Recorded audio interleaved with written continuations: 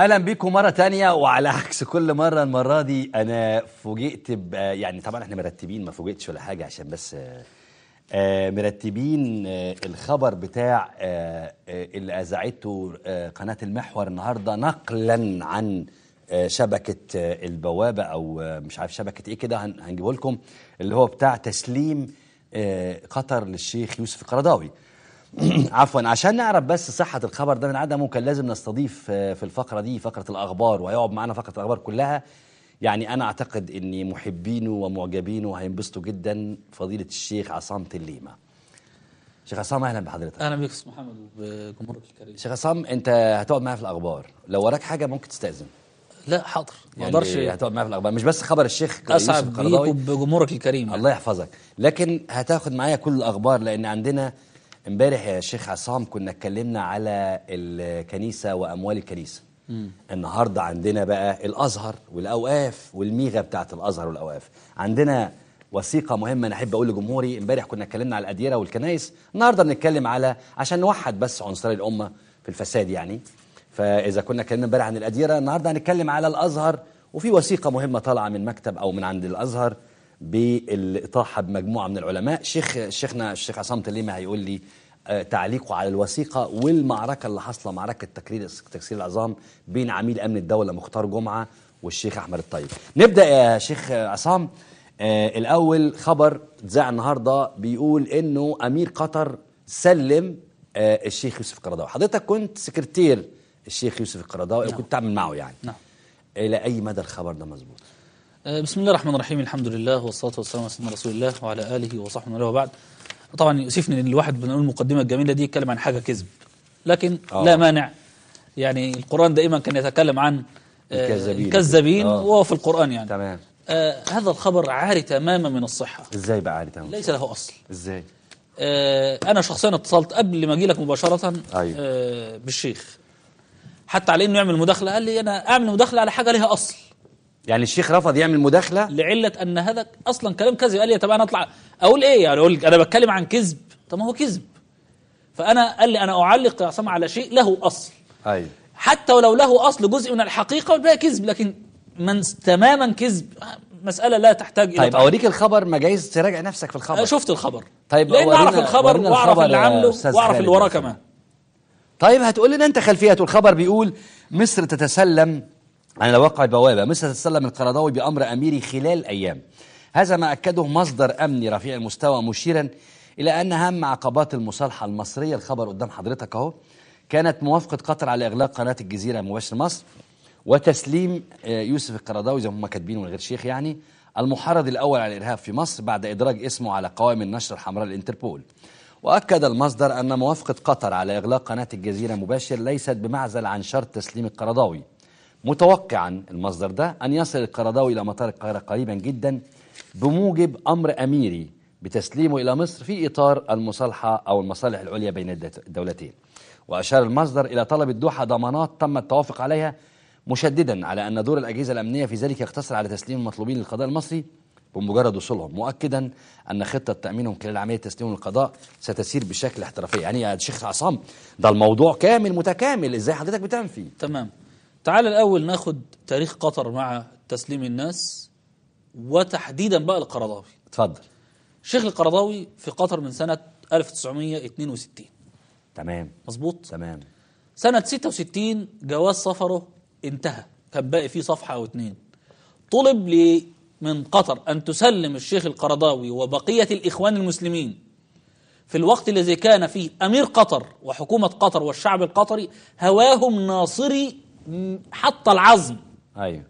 عبد الناصر كان كل يوم جمعة في ميدان معروف في قطر، يعرفوا الناس اللي في قطر دلوقتي على كلام ده يعرفوه كويس قوي. أيوه. اسمه ميدان الساعة. كل يوم جمعة كان بيطلع القطريين مظاهرات تشجيعا لعبد الناصر. تمام. فأنت تخيل ناس هم أعداء عبد الناصر الأول، عدو الأول، وناس حكومة وشعبا بيحبوا عبد الناصر، لما يطلب تسلمهم واحد.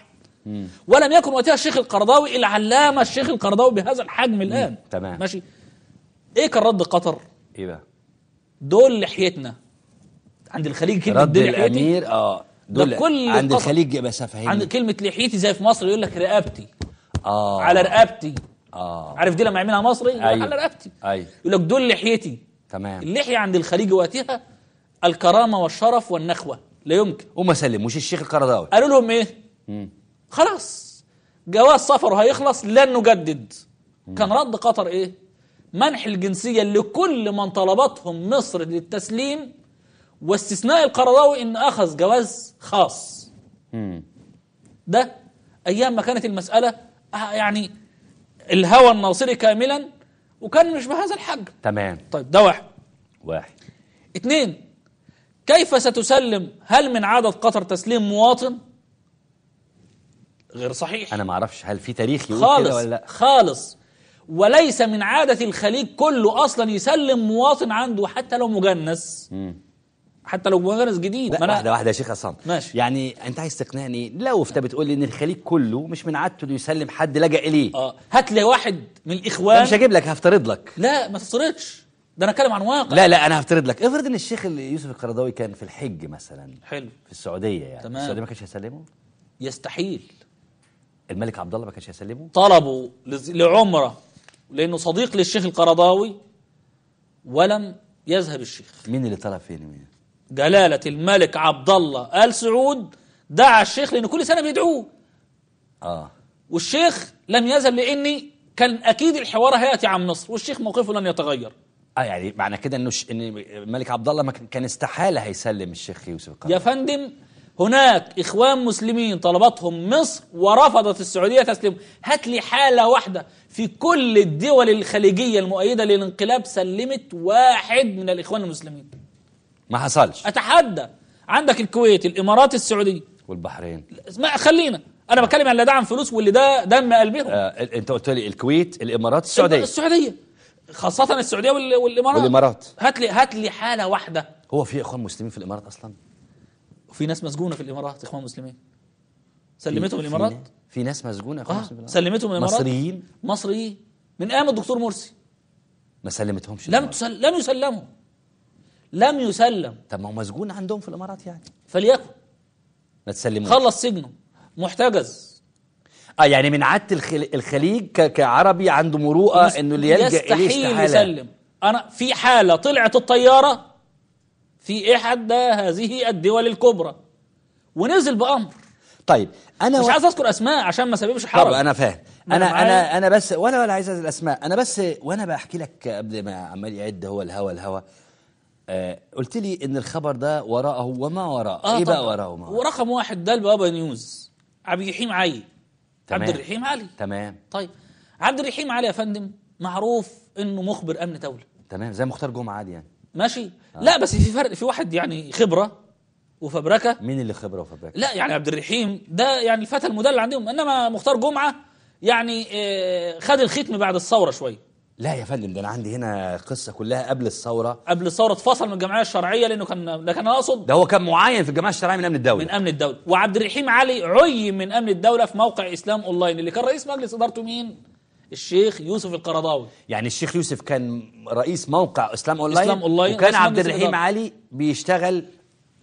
احد الامن ارسل في قبل الموقع ما يتقفل ب3 4 سنين، وطلب من أحد الصحفيين، أنا في حل من ذكر اسمي، صحفي محترم من الصحفيين الكبار، عايزينك تكون راجلنا في إسلام أونلاين. فرفض. أنا بس احنا بنسألك يعني تقبل بالوظيفة دي ولا لا؟ فرفض. فوجئ بعدها بتعيين عبد الرحيم علي في موقع إسلام أونلاين. عمرك شفت موقع يعتذر مرتين عن خبرين مفبركين ويظل الصحفي فيه؟